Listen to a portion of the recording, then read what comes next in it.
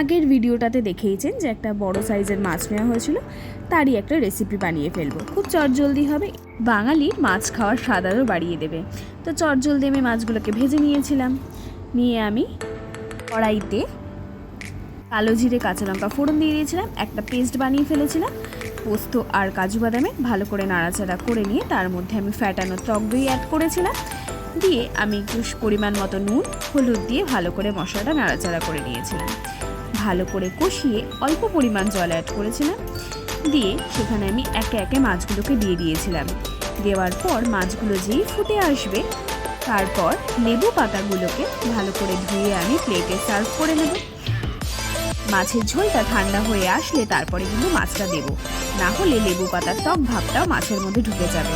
আবার শেষে একটু সর্ষের তেল দিয়ে দেব। এই স্বাদ পরিবর্তনের গন্ধরাজ কাতলা কিন্তু সবার বাড়িতে একবার ট্রাই করা যায়।